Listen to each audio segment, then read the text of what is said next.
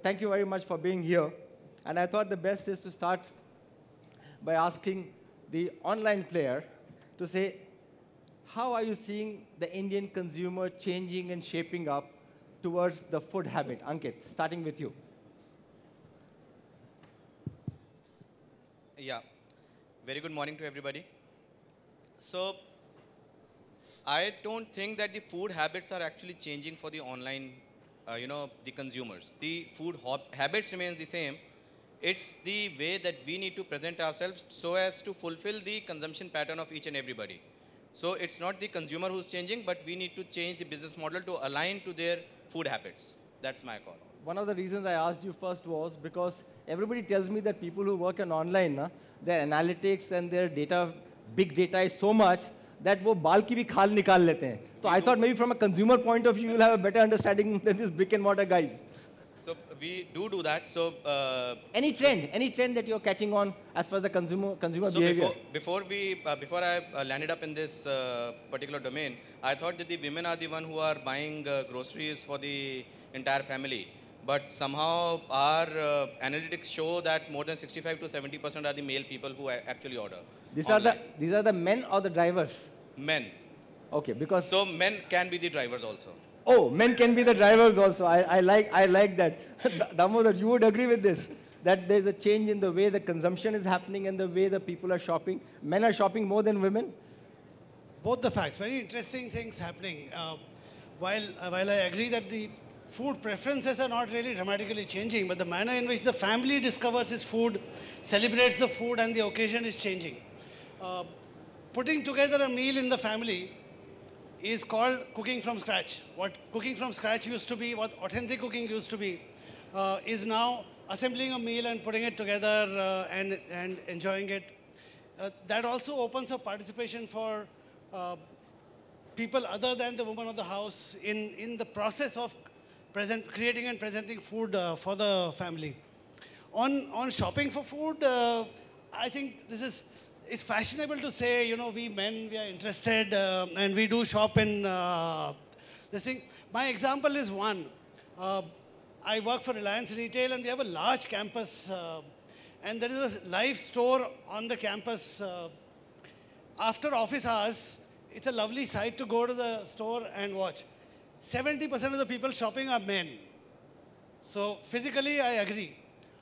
All the men are on the phone. What should I buy? Or are looking at a shopping list that is on their phone. So men are drivers. Men do a good job of walking the aisles and picking up stuff. Decision making by men, hobby part I understand, but running the house, decision making on this front, I have my doubts. One thing you'll agree that they're driven. They're driven by somebody else. So let me ask, there are so many women in this audience. Okay, some of them must be mothers, sisters, daughters. How many of the women sitting in this audience believe that men have started taking off the load and started shopping for the household in terms of grocery? Raise your hand. Only 2 plus 2, 4. There are only 4 women out of maybe about 15 or 20. So 20% believe that men have started behaving better, although driven by women. Yes, please. You say, I'll repeat. This mic will take time. Yeah, he says, I wear the pants in the family under my apron. Wow. So let me repeat. The man says, I wear the pants in the family under the apron. Did I repeat it well? Wow, that's very good. So we have some interesting things coming out of it. Amitabh, take this quote. Okay, your next issue of India Food Forum should be that men wear pants below the apron, but they don't attend seminars. Yeah, that should be the one. Vishak, you have been in the business now, running the grocery. Yeah, tell me what's your thought in terms of the way. I'm more interested in the consumer insights, because then we'll talk about how business. Because I'm going to keep social the last, Riaz. His insights are some beautiful, but I want you to talk about grocery, food, F&B, what's happening in terms of consumers. Anything new, anything interesting for the audience? Okay, one clear trend we see on a serious note is on health. And health and wellness is becoming increasingly important for consumers. At one level, it is Patanjali kind of health, which is to you know, add supplements and add products to your life which make you healthier. Another level, it's about at least some awareness around how bad adulterated food can be, how bad pesticides can be, how bad various things which are done to your food to make it bad can be. And while there's not enough shift in actual purchase, the awareness levels, at least amongst some segments of consumers, has increased now. People are seeing greater understanding on health and wellness. So consciousness towards food habits, organic, wellness, I think that's a big change that's being driven. I would agree with you. How many of you actually ran the marathon yesterday?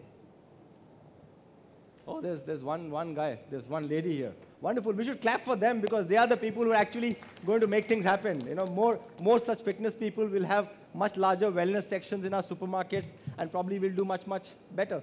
Sumanta, you are seeing the whole landscape from a very different point of view. Maybe he runs 500 stores, he runs 1,000 stores, but you look after a business which probably spans 8 million outlets or 10 million outlets. Tell me, are you capturing trend in the way consumption happening in the beverages for you to say, hey, there's a new trend emerging? The way the consumer is shopping or the way he's likely to shop will be very different?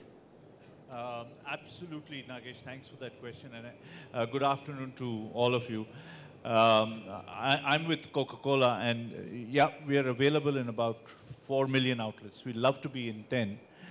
And I think there's a huge sea change. As you get into urban markets, you're seeing the trends that Vishak spoke about, that you have a lot more beverage choices. People want juices or even rehydration special products, and they're into very evolved products coming in. So you've got to launch iced teas and juice with milk and all sorts of new innovations. We are going very much the way that China went, and before that Japan went. And we'll see that health consciousness come in. But yet, there is a whole new India emerging. And I think we're just getting started in most of India. So I think from a panel perspective or sitting in Bombay, urban India perspective, we see a lot of change. And as we see a lot of change here, there's a new India emerging. And that's the challenge for companies like us. How do we manage both ends? So when you say new India, it is not only consumer. The new India could be also Baba Ramdev launching a cola tomorrow. Absolutely. Yeah, absolutely. I don't know. Shantanu, how do you react? I mean, have you looked at Baba Ramdev's Patanjali product for investment? I mean, it could be $1 billion corporation, maybe. Yeah. Some reporters believe that. Yeah. But you know, your question was, Nagesh, about changing consumer preferences, and I think one point Vishak very interestingly raised was around wellness and purity. And can you signal to the market that your supply chain is pure? And I think Patanjali, as you mentioned, has done a terrific job. The other very interesting customer segment, which I believe will change a lot of how food and other categories, consumer categories are going to change in the next couple of years, is the emergence of millennials. So the global marketeers have coined this word for people born after 1980. This segment of millennials who are all hyper-connected, who all consider themselves to be global citizens and have sort of less allegiance to the geography that they sort of were born in, this segment is thinking, behaving, and acting very, very differently and they are all entering the consuming age. So they're all just about between 30 and 35 years old. In the next 5 to 10 years, they are the ones who are going to become the prime consuming class from most of the new household formation. These millennials are looking for exciting, transparent, wellness-focused, fun-loving products. And it's possible that unlike many other Western economies wherein Whole Foods, a concept like Whole Foods was more a new concept and it scaled much later, we may just leapfrog a lot of traditional models and may move to models like Whole Foods or models like what Riaz does, social, and a couple of other interesting ideas like this, where millennials really become the biggest segment and very large businesses get created just serving them. So I think that's a very interesting sort of change I see in the consumer I preferences. also feel probably in the consumption or the food services business, a lot of Western eating habits is coming in, the way we eat, the way we decorate. I'm told the master chef has really influenced the way we put our food together. I mean, as South Indians, we only know how to put food is take everything that you have and lump it in, make it into 12, 13 small heaps. And that's what our way of eating the thali food was. Riaz, you have seen a lot of changes. In fact, you have driven a lot of changes in this country. I would like you to talk to me about some change that you've driven, which means the consumer didn't anticipate, but you made them do something very different. Your social is a great concept. So we talk about the concept for a minute. I'm allowing you to sell. We're going to charge you for this. Thank you. Okay?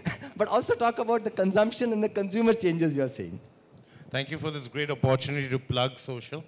Well, social is a cafe designed for the millennials, so to speak.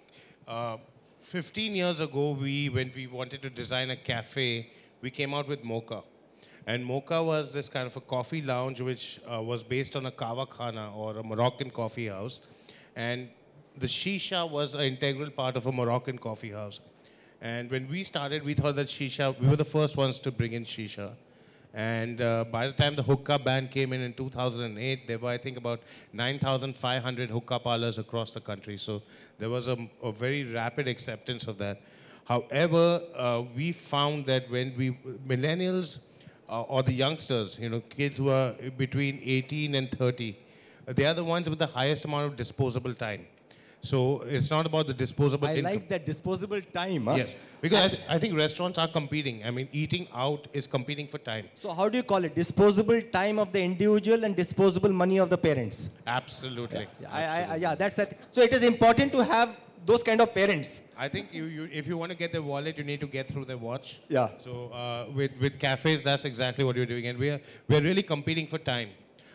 So interestingly, the difference between social and Mocha is the difference between Gen X and the millennials in that sense.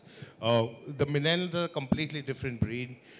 Our heroes are very, very different for the millennials, right? I mean, we grew up aspiring to be like Axl Rose and Metallica and heroes. And I think the heroes of the millennials are people like the founders of Uber and Facebook, and they're all aspiring to change the world. So they've got a very, very serious business mindset, right? And they're always, their heroes are completely, they don't waste time. So social is a combination of work and play. So it's a place where you can be social while you're working, and you can be working while you're being social in that sense. So I think that... What about the eating habits during the socializing? I mean, how do I'd like to tell you that every 5 years, we keep waking up and saying, now the health food trend is coming. Now people want to eat healthy, but that's complete rubbish. We have a little soup which nobody ever orders. We throw away like 4 or 5, quantities of soup every day from every restaurant, but we need to have it. Nobody orders it. The millennials can digest nails. They're not worried about their cholesterol. So, it's very different. And honestly, not just in the millennials, we're also seeing this in Smokehouse Delhi, which is, again, catered to a grown-up Gen X audience. And even then, people are not really going in for completely healthy options. I think when people are going out, India is going out at about 1.8 times a month, the average Indian. And Singapore is going out about 55 times a month. So there is the opportunity of growth right there. But even when they're going out, they're really going out to pamper themselves. So when you go to a restaurant, people are really indulging. And I think they do the dieting at home, I suppose, but they're definitely not doing it in a restaurant. That brings me to a very interesting question, and I would like Damodar and Vishak to pick up this question and see if you can debate. This is also leading to changes in the actual consumption habits and buying in the stores. And Damodar, I and you were discussing about to say, and Mishra ji was talking about it, that since people start eating outside, instead of buying 30 kgs of rice per family, it's come down to 25 kgs of rice, because the 4 kgs of rice you are taking away in your restaurants. So consumption is coming down. So how are the retailers changing their concept, their themes in order to cater to those new millenniums? Are you seeing some new changes in the way food retailing is happening, grocery retailing? Because I think audience would love to hear something which they can take away from here. One interesting thing that is happening is, irrespective of, we can debate whether people want to be healthy or whether people want to have fun, etc. One very important thing that is happening is we are all dealing with a very confident customer, very confident consumer. The validation is all increasingly getting inside. It's cool to be an Indian consumer today. The resistance to change, the validation to seek from outside no longer required. Therefore, in our stores, we find people willing, very open to ideas, open to take risks, open to try out new products, whether he brings a milk drink or someone gets an aam panna and he says have the food that the prisoners have and pay 5-star prices for it. As long as it appeals to me, I will go ahead and buy it. I will go ahead and try it. For retailers as well as for brand builders as well as for services builders, that's why it's a very lovely time to be in. If you find an appeal quotient with the customer, they will come and grab at you. They will find you out. They will tell each other and they will discover you. So in our stores, the task is to make sure that there is this whole sparkling spread of excitement all the time. Share some of these, no? Share 1 or 2 appeal quotient. Vishak, maybe some appeal. There's no competitor here now. Yeah. And anyhow, it doesn't make a difference. No, it's okay. For a retailer, nobody is a competitor. I sell everybody's products, so it's okay. We said people are so open to new ideas, so let's test it out. So we started taking new brands that come to us or come to India and tell them, we will give you as many number of homes you will reach in a 6 months of conventional marketing effort. We learned it with old smart people, friends like Coke. And we've taken this idea forward. So we've done this with Coke Zero. We've done this with Paperboat, completely a new, strange brands with all kinds of weird flavors at that point in time. And the customers are very open to trying it out. After that, indeed, every week when she's shopping, customer for me is still she, every week when she's shopping, she's asking us what's new. I think in global marketing terms, this is a golden period to be in. If the customer is saying, or as the Americans say, or dikhao here in India, I think that is a settled mindset. Therefore, as theater of this presentation of new product ideas and all, these are good times to be supermarket leaders. Vishak, maybe you want to touch on what's new, but also touch on the organization's ability to manage this what's new. Because I think that is also becoming very, very important. And then with Sumanta will come to tackling what's new and the organizational. How do you gear up the organization to manage what's new? Look, what's new is going to be there forever. In fact, just when you finish showing something absolutely new, they still want to know what else is new. I want to take a slightly contrarian view from what Damodar just said, which is that the consumer is completely confident and sure of herself. You just have to scratch that surface and realize how much of trust deficit exists today between manufacturers and consumers. And when I can tell you, and I can probably ask the audience as well, fruits and vegetables are good for health? Yes? That's what we all learned. Eat lots of fruits and vegetables. So here is a conversation, and we can have it close to lunch. Mangoes good? Yes? Full of calcium carbide ripening, carcinogenic. Serious, okay? And chances are that you're eating a mango or you've eaten kilos of mangoes, calcium carbide ripened. Same for sapota, same for papaya, and so on. Grapes good? Yes? Lots and lots and lots of pesticide. 10x the permitted levels of pesticide, residual pesticide in grapes. And so on and so on and so on. Injected color, all kinds of ripening processes, all kinds of pesticide. So if you actually look at it, somewhere then consumer is saying, hello, I need to trust somebody. And a whole lot of this confidence is actually at a veneer level, one level deeper, that she's saying, look, can I trust you guys? And can I then say, okay, everything that you guys are doing is fine for me? And that Naya Kya Hai is actually translating into demonstrability of that trust. where over a period of time, she can say, look, I can safely, and it can come through money back guarantees, it can come through various certifications, it can come through quality standards. But somewhere, I think today, while at one level, Nagesh, we spoke about health and wellness being trends, actually they're still at fad level. If you actually look at it, India is probably eating its unhealthiest peak right now. Provided by all of us here. All of us, perhaps. And So some of them there also. to give you a sense, in the last 10 years, we've overtaken China on sugar consumption, and now we consume 60% more sugar than China. We consume, of course, Sumanta would be happy with that, about 8 times sugared beverages than we used to 10 years back. Okay, I'm not separating carbonated because you might feel bad. but that's the 8x is the level of sugared beverages that India consumes. Fat consumption and so on. So while one part of India, 1/5 of India is undernourished by any standards, another part of India is increasingly eating unhealthier. And to that extent, there is the opportunity. Can we make India eat healthier?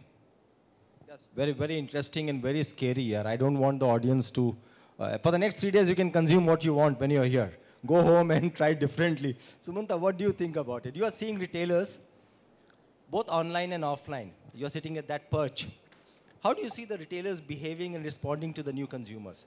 Do you think the retailers can do something more, something better, in order to really improve the way they're delivering food and food products to the consumer? Absolute. Nagesh, it's an interesting question from a perspective of a company like Coca-Cola. We've been around for 129 years. And in the last 10 odd years, the change that we've seen has never hit us before. So, you talked about the small retailer and us reaching out to 8 million small retailers. We're 21 years in this country. So you're just about trying to get there, and then you have friends like Damodar and Vishak who come in and start changing what we are used to. Even when you're getting used to this, and Riaz, the business that we have to do there and get ourselves equipped to deal with and really service this end, you've got Ankit on the other end now coming in and saying that, look, here's a new way. So I think it's, is it really the retailers who are bringing about the change? Or as Damodarji said or Vishak said, it's the consumer who's forcing retailers to adapt quickly. That's something that we'll figure out in due time. But from a manufacturer, distributor angle, this is probably the most exciting time and the most challenging time. Ankit, when you see this exciting and challenging time, how old is your company? My company is 6 months old. Wow. So you're not old at all. You're just born, yeah.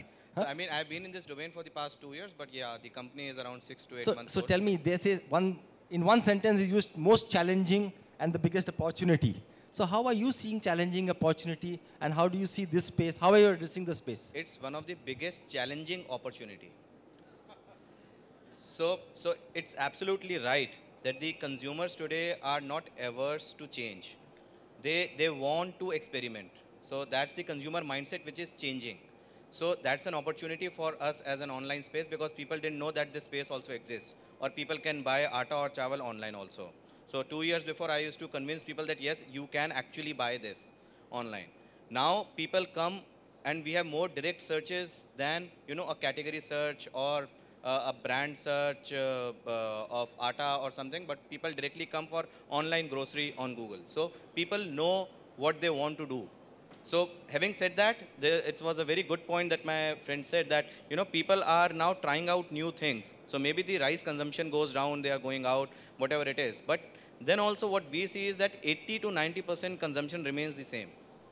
It's the basic needs that the person, those all remain the same. It's just that delta 10 to 20% that the people are experimenting. Okay, I'll try out this mayo this time, or I'll try out this new pasta sauce, or this new organic stuff which has come in the market. And so my point is, let's first concentrate and conquer that 80%, then we can, discuss about the balance 20%. Shantanu, this looks like that everybody, whether it is the Damodar or the Vishak or the Ankit, are only fighting for the dal, atta, chawal, the basics. But I want to ask you a very fair question. You or any of your colleagues in the industry, and you all are so networked, has anybody seen a food or grocery online model which on Excel can make money in 5 years? I'm not saying reality. On an Excel model, have you seen a model which can make money in 5 years? You want to answer? I think let's give him the chance. No. You, because you'll say my Excel makes money. So you please say first. Say, I know that the grocery has minimal margin, but as long as you have the minimum investment in it, you can actually make money in less than 5 years. So you just need to get your logistics and the variable cost the maximum and the fixed cost the minimum. So if you have conquered that, it can make money on a standalone basis in less than 5 years. Actually, globally and including in India, it's very rare, given the trading margins in the business, for businesses to break even as quickly as that. There are one or two examples globally, but again, they're very, very city specific. It's more than grocery, it's really a logistics business. And it's a very much used term these days, hyper-local. It's a very hyper-local last mile delivery business. So in a city of London, maybe you can make something really work because there's a whole lot of high margin goods that are in part of the basket. But if you are primarily selling baskets which have 80% of what people anywhere buy and the trade margins have compressed, then it's the biggest challenging opportunity. I think that was well put. In the Asian market, when we looked at hypermarket, supermarket, these models, we haven't seen any large organization breaking even before 8 to 10 years and start actually throwing cash flows. But anyhow, that was just a teaser for the audience who are wanting to get into the business to say, boss, bahut bada dil chahiye, ekdam aise thok can get into the business. But these are business opportunities. Let's move to our last segment of our discussions. And any one of you can actually pick this up. From farm to the consumer, the opportunity is very large. If you had to look at opportunities around, whether you are in that business or not, but in the space of food, fresh, staples, whatever, what is your thinking for the next 5 years in this country? Where is the opportunity? We will not talk about retailing or grocery retailing. Let's look at new formats, different way. If you were given a fresh start, and if Shantanu suddenly opens up his purse and gives each one of you $1 billion, okay, he's capable of giving $1 billion, I can tell you that. He gives each one of you $1 billion each. What would you do differently? Run away with it. Okay, but Nagesh, if you actually look at a larger picture, which is feeding a billion or billion plus people, take a guess, what % of food is wasted in this country? You can shout, 30, 35? 30? Lady says 30 to 35 here. 30? Yeah. 40? Yeah. 60? So the number is close to 50%. Okay, and the thing is this, even globally it's not very different, it's around 45%. Globally, the largest part of wastage happens after the food reaches the consumer. About 28% of food is wasted after it reaches the consumer. In India, wastage after it reaches the consumer is only around 7%. The largest part of food is wasted much before it reaches consumer. So it is rotting in various granaries. It is somewhere languishing in the supply chain and so on. And there is barely any infrastructure. So if there is one thing that we can do as citizens and as retailers and perhaps various other stakeholders, it is, can we just bring this wastage down? So if this 50 were to come to 30, that's 20% increase in productivity, nothing else changing. Second fact is, more than 2/3 of farm is less than 1 hectare farms, which means no benefits of scale, and again, whole lot of pain of aggregation. Average farmer has to travel 12 kilometers to the nearest collection center or nearest mandi. If that were to become 5, and again, a whole lot of infrastructure which retailers can create, perhaps a better APMC could create and so on, which could just make life a lot easier just from wastage perspective. Two great ideas. One, you are saying waste reduction, and second, you are saying aggregation. I mean, these two could be good. Shantanu, would you put money into concepts like this?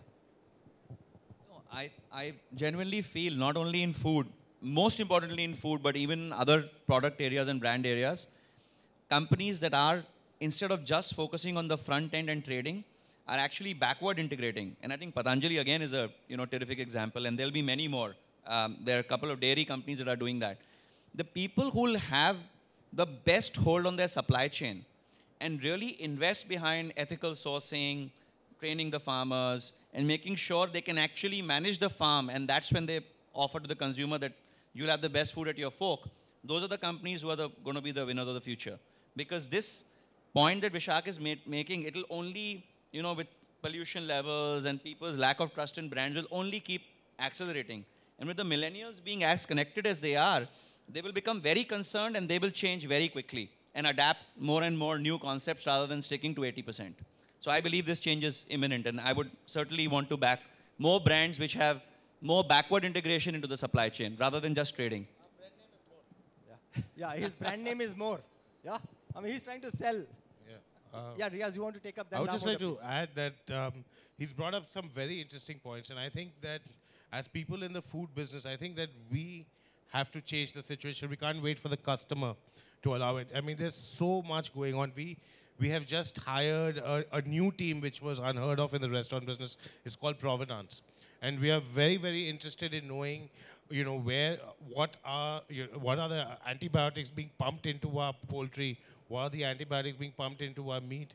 How much acceptable level of fertilizer? And we've been doing some research, and it's scary what is happening. And I think that it is up to us, all the people sitting on the stage and all the people who are in the food business, to really, don't wait for the customer to come and demand it. Start implementing best practices now to make sure. So health food is not eating salad. Health food is not avoiding cheese or avoiding burgers. Health food is focusing on the quality of your ingredients, really. And if that is really, really good, people will live healthy, happy lives. And it falls upon people like us who are in the food business to do it. So I think we should take this opportunity, use this as a call of arms to be more aware of what we are giving to our customers.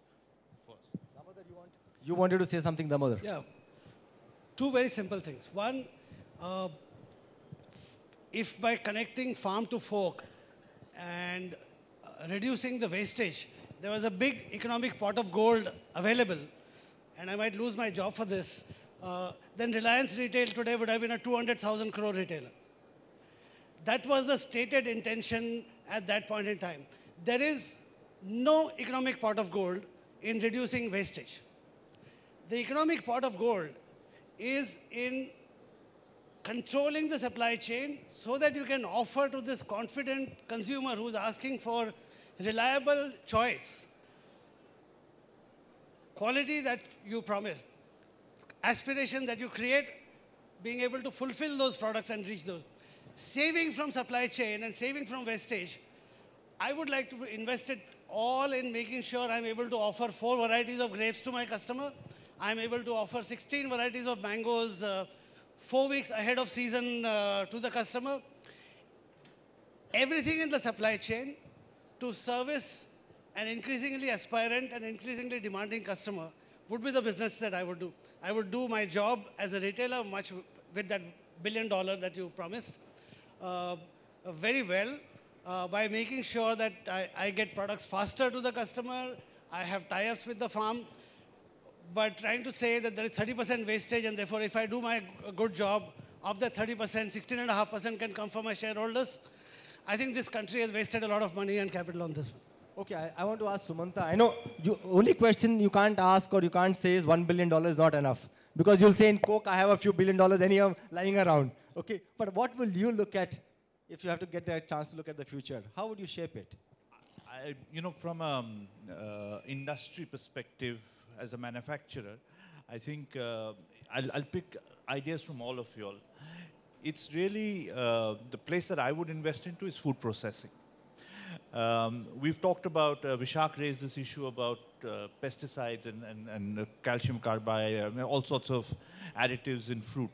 The reality is that today, whether it's our wheat, whether it's our oranges, whether it's our mangoes, they're all grown so that it can reach the table. And you look world over, pulses, fruits, all agricultural products, only a portion of it is grown to reach the table. A large portion of it is used for processing. It's processed into breads, into foodstuffs, into all healthy products. The Indian industry, food industry, that's us, will no longer just be, it's no longer relevant for us just to stay back and say, I want to assure my supply chain. We'll actually have to partner down and partner with farmers to understand you can grow mango and get it 10 weeks before season because that suits my need for pulp as a juice manufacturer. But a portion of it you will continue for the next 10 weeks and give it for sale on the table. Or you can get wheat and harvest it properly earlier and it can be sent into processing for bread or ready-made rotis or whatever you have. So I think food processing, and not just technology, but also the attitude towards it has to change dramatically. We cannot always produce only for the table. And that's when the farmer will really benefit. All his or her produce will be used fruitfully, and then the economy sees a great boost out of it. Okay, so I think the opportunity is in the food processing industry across, and that's a good point. There are a lot of people here who are sitting from the various embassies. There are importers. There are people who have come from international shows to look at India as a market. We see a lot of imported brands coming into the Indian retail, a lot of imported foods. It could be brands, it could be variety of foods. Now, Vishak, because you are in the retail business, and Damodar, are you seeing a big opportunity for them? I want you to address their requirement. And should they be looking at the Indian consumer through the modern market? Should they also look at traditional markets? How do you see the whole span of opportunities for people who have come from international shows here?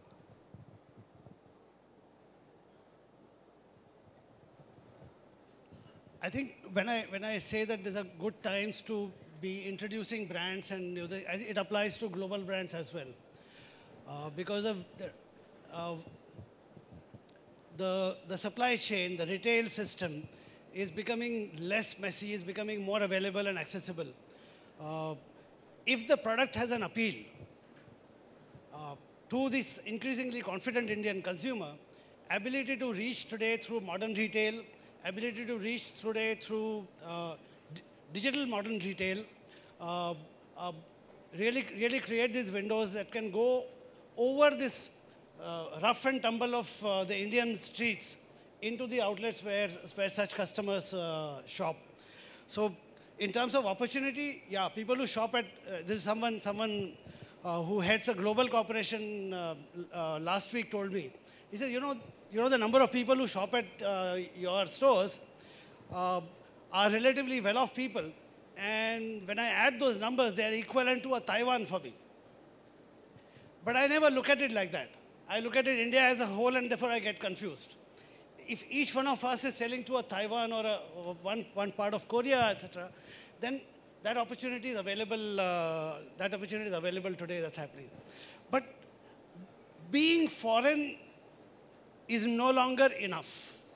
You have to appeal to this customer. This customer says, if I like my masala tea, I want to have it my way and not the way it is had elsewhere in the world. So that part you have to take care. Being foreign is no longer good enough.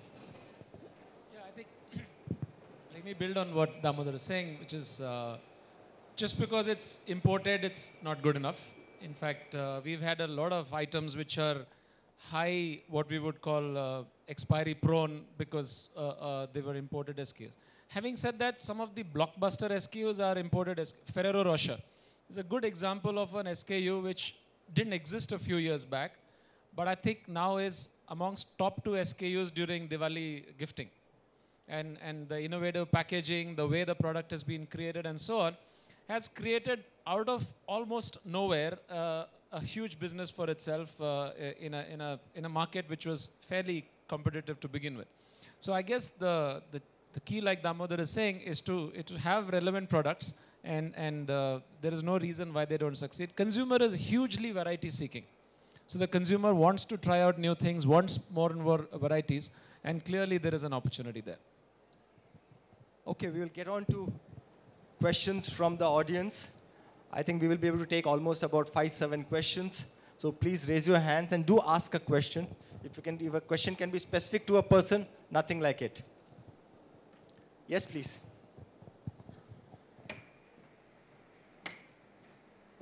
Hello. I just want to ask you one thing.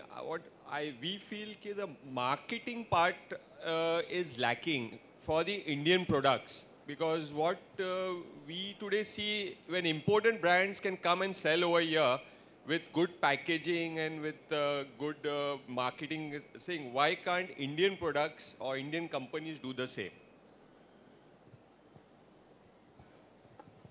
Maybe Sumanta, you should take it. Just as a fact, the number one cola in India still reigns as Thumbs Up. So that's our shout for Indian products. I think a lot of our products are very, very good. If you look across, and then I look to my friends from the retail industry, and you see Indian products really rule the roost still. So I don't really agree on that, that it's imported products. So whether it's a Dabur or a newcomer like a Patanjali, even in spaces like the juice industry, you see Real doing very, very well. So I think the way to look at it is Indian products or Indian manufacturers like ourselves, we have to think international for ourselves. We have to feel that we are internationally competitive. We are the best in the world. We can be the best in the world. If we think that way, I think today, whether it be in packaging, whether it be in technology, whether it be in sales systems, people, we can be internationally competitive. So that's my take on it. And I think this deserves a clap for our own self. We as Indians sometimes beat ourselves too much. And as he said, I thought Paperboat is a great example. A fantastic, grandmother's table juices have been brought in front of all of us. Any other question, please? Yes, ma'am. You talked about being internationally competitive. I know of restaurants in New York and Paris that have a 6-month reservation system. Like you have to book a table 6 months in advance. Now, if we have to be internationally competitive, when are we going to have a restaurant like that? So I think the renaissance for the Indian restaurant industry is just begun. I think we have a very good quality Indian restaurants now available. I think if you've been to Indian Accent in Delhi, I think it's one of the finest restaurants anywhere in the world. The number 10 restaurant in the world and the number 1 restaurant in Asia is an Indian restaurant by a guy called Gagan. And I think that, there's a renewed interest in Indian food, and we are seeing this across in restaurants. I mean, we are now bored of European food. We are over a hangover. And we have such depth of, and we have such sophisticated palates, and we have such depth of cooking techniques. I think that the Indian consumer, especially the urban Indian consumers, now coming back and rediscovering the joy of Indian food. And I think, like, for example, my mother, right, she can eat something with 30 different masalas and tell me, isme thoda zeera gam hai, and I mean, that kind of level of sophisticated palates does not exist anywhere else. And I think more and more you'll start seeing an increasing amount of Indian restaurants taking, a center stage in the world. I think that's going to happen. But Riaz, as a businessman, would you like your customers to wait 6 months? Would you take pride in saying that I made my customers wait 6 months? Won't you open up another store next to it, above it, below it, on the footpath, otla karke? Yaar, accommodate to karega Indian. It depends on the kind of restaurant. If you position yourself as a luxury restaurant, you're going to have a 6-month waiting period, I suppose. And that's not a bad thing for a business. It's not a bad thing. But however, the world's number 1 restaurant where 3 years ago was a restaurant called El Bui. And they had waiting almost for a year, right? Wow. Over a year. And they still lost money. So They had to shut down. Maybe the door was shut and people are waiting for the door to open. Which is the next question. Yes, ma'am, please go ahead. Good afternoon. Hello. Good afternoon, everybody. It was really nice to hear from all of you. I represent a group of farmers. I'm representing Sahyadri Farms here. So today my question to all of you is, what are the challenges that you face when you work in or when you interact with the farmers, and what do you have in store for us?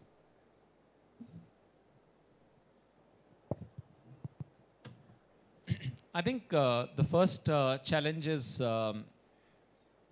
let's say I do a joint business plan with Coke, okay? And we take that exercise very seriously. The organizations work very hard to make a business plan which lasts for a year. These are the things I do, these are the things you do, and so on. But somehow the farmer has been almost a little off from our planning cycles. And I think it's time to be able to increase the level of integration that retailers or organizations have with that entity called farming. Probably because each individual farmer is not large enough, it's been a challenge. But I think we have to break that, and I think when you represent 1,000 farmers, it becomes a lot easier. Then the ability to understand our consumers, their needs for freshness, their needs for price competitiveness and healthy products. All of that together can be a great opportunity. In fact, I wish you would have something in the south where we have lots of stores. So I think you're in Nasik, and to that extent, it's a limitation for us. But otherwise, I think it's a great thing that you guys are doing, and I hope there are many more of you soon. I'll just add to it. We sell a lot of fresh produce and therefore deal with a lot of farmers. I think the biggest opportunity we see in dealing with farmers is the fact that in India, farmers consider all shopkeepers and all traders scoundrels. And there is a valid reason for it. There is a generational reason for this. So by just keeping our word, as he mentioned, by just keeping our word, by just paying on time, by just paying fair weighing practices, etc., by transmitting money into the bank without going through any agents, we get a lot of love and consistency from the farmers. We find it actually as an opportunity that they suspect everyone that is dealing with them. We benefit from it. We are grateful for that. Okay, the next question is here. Hi, I heard Riaz and Vishak both speak about health and how that food, which is Indian, the paper boat example, why is it that India doesn't discover, the brands don't discover the dalia and the lapsi and the singhade ka atta as healthy, and why is it that chia seed and quinoa is where everybody goes for? So yeah, there's a question about that and about quinoa. Why is India consuming quinoa when we could be consuming moringa, which is the leaf of the drumstick? Or why is it that we're not doing more jawar, or why are we not making rotis or nachni? So I think that the problem, I think it starts with awareness and the amount of attention paid on food and nutrition. I think a lot of it emerges from Western media, which is then cut, copy, pasted in Indian media. So I think it's a question of media.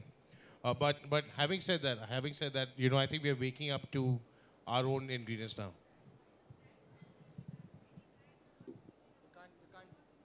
Absolutely. I think from I'll repeat the question for everybody. Why don't brands look at it as an opportunity to really take on the Indian heritage of health foods? It's a wonderful opportunity. As a brand lover, I would love to do that. I think one of the things that we struggle with is one, supply chain. Quality of supply chain for those agricultural products.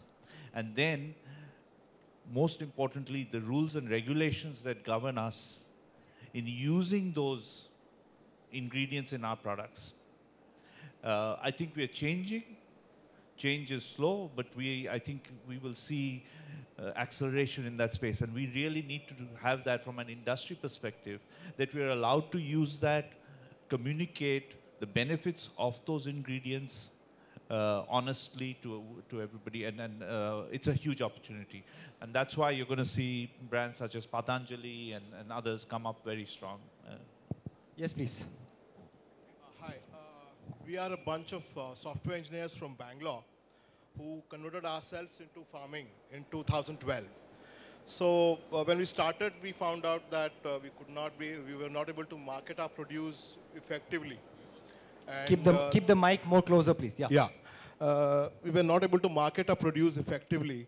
So in 2014, we traveled almost 45,000 kilometers, entire southern Maharashtra, Andhra, Kerala, and whole of Karnataka. So we created, further into what Madam said regarding the FPO initiative, we formed 8 sub-units in Karnataka, 8 districts. We created an FPO. And through that, we are trying to do something, as you rightly pointed out, propagating Indian heritage through virgin coconut oil, which is almost forgotten. And unfortunately, the Westerners are trying to push us back. So Can you come to the question, please? Yeah. How do we really propagate such produce? Because we are trying to convert as many as organic, because it's the dire need with all respect to health, environment, etc. So how do we really propagate organic produce, and how do we take it next step forward? So just wanted to know from you guys. Vishak, yeah. You know, at a very simple level, and I'm sure there are more evolved answers to this, but at a very simple level, one of the barriers for organic has been it's completely outpriced itself. Okay, a kilo of sugar is 36 rupees. A kilo of organic sugar is 120 rupees. Now, it's not an even battle then, okay? And to that extent, if healthier alternatives have to succeed, they still have to convince consumers to change their habits. And to do that, I think the first thing you guys will have to do is to see how can I still create a product which is affordable to consumers. Otherwise, most of these thoughts today are very niche, super premium thoughts. And I think it's great that you guys have moved from software to this. And if you can actually create, even in a few limited products, whether it's virgin coconut oil or whatever, a compelling competitive advantage with a reasonably good pricing model, I think there's a fairly high chance of you succeeding. Thank you. Yeah. Please go ahead. Hello. I'm a farmer and also a food producer. The problem that we face as small farmer, or not really so small, is to break into the large retail corporations. How does one manage to approach the large corporations and manage to place your products in? We find that to be a big drawback. And as small farmers, when we approach at the lower level, nothing moves. I'm sorry, most of you have been approached by us, and we find that we are not able to move it. Can there be a methodology by which a very good quality product, organic, meeting the price barriers, still not being able to do because we are not able to reach the retail corporations? Can somebody help me with that? Well, here I think you're going to get some people actually helping you out now. Let's see what happens. Yeah, Ankit. So one point that he made was quite right, that the organic products or the fresh produces are so highly priced, so nobody wants to afford that. But yes, if you want to break the barriers, so there are guys who are ready to support and who are actually ready to support the regional brands also. So we are launching quite a few regional brands on our platform. Since we are being hyper-local, we are present in states like Udaipur or Jodhpur or Jaipur, and there are products which are only exclusively available in those cities or even pockets. So I can say a product which is available in Thane might not be available in Navi Mumbai or Mumbai. So at that kind of nitty-gritties also, we guys work. So that's an opportunity that you can use. Plus, there is a whole lot of retailers who are being backed by us to, we source products from the last mile retailer only, so that your product can be placed at those retailers also.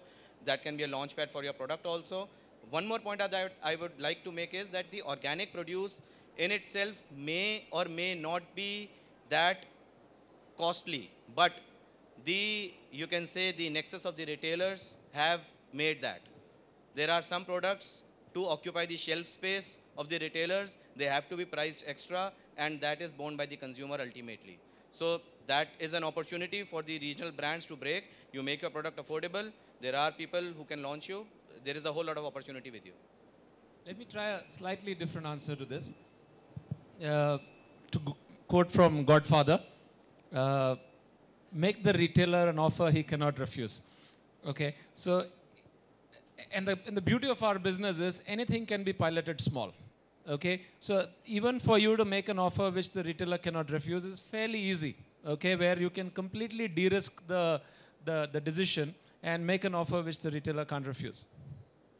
If your product has appeal, it's my day job to make sure I provide presence to you, I present the product to the customer. It's my day job.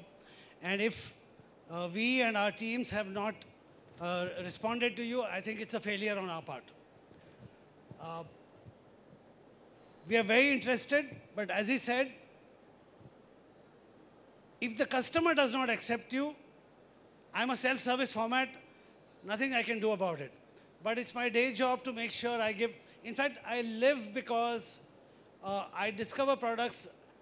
I'm debottlenecking the Indian distribution system. You sign on with me and you can get access to 700 stores across the country. We are proud of the fact that we can, as I said, we can pilot in 2 stores. With Shumanto, this morning itself, we met a brand who we are piloting in 1 store in Santa Cruz. That's the scale that he has. Anything that is relevant for the customer, we would definitely love. And you can meet me right after this session. Okay, I feel compelled to jump in because everybody else has. I think restaurants are also increasingly keen on sourcing directly from farmers because they want to know where their food is coming from. So, that's another opportunity for you. Ashtvinayak Farm, huh? All of you remember Ashtvinayak Farm, am I right? Yes.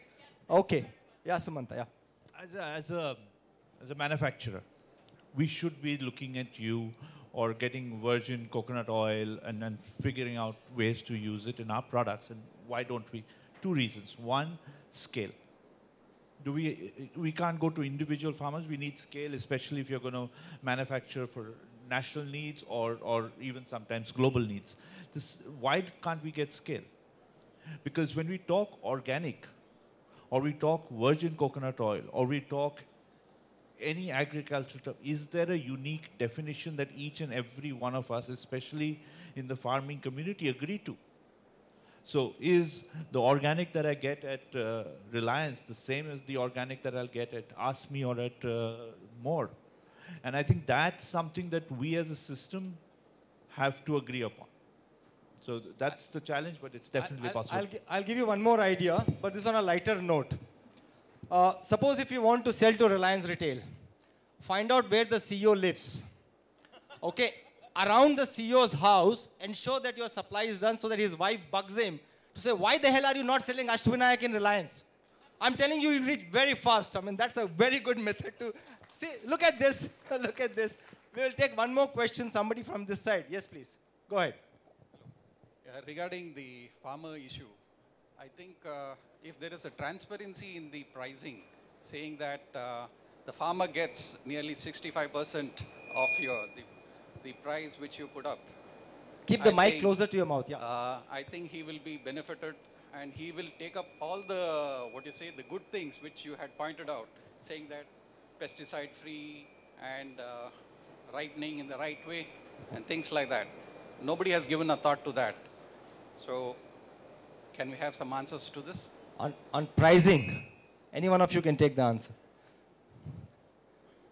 Pricing, he says that if the farmer is able to get 65% of the total value realized, farmer will do anything for it. As of today, he gets probably 20% of the value realized. A tomato sold at 2 goes at 20, but he gets his 2. And also yesterday, I think there was one comment from Mr. Sodhi of Amul. One of the success of Amul is 80% of the milk price goes into the farmer's hand. So I think the question is that, is there a possibility of a farmer getting a larger chunk of the value capture?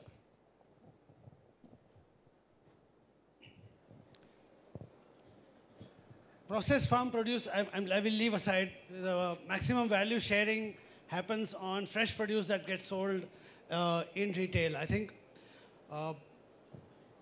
the farmer tuning in the output for the table grade that sells in retail is the nicest way to get higher realization.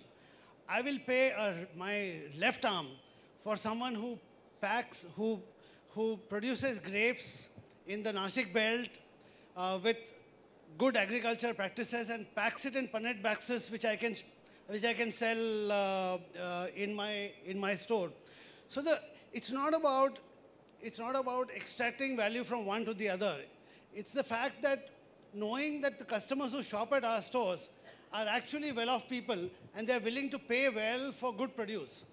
I think tuning into this level of demand and me being transparent in that tuning in, what I can tell you exactly how many packs of grapes I sell on a Wednesday is different from a Friday. That's the value that I bring in. You can reduce your wastage by tuning your harvesting to me. You can increase your realization by tuning in the manner in which my customer would like to present. I think the more transparent we get, the more direct we get, the better realization is an automatic outcome. It doesn't have to be extracted from my buying price. Thank you, Damodar. I must say that when we started off the session, there were only 10 people, and I was wondering how are we going to actually manage the session. And a big round of applause for the panel because they got all of you into the place. And thank you so much. We loved it. And thank you all the panelists. Thank you for being with us. Thank you.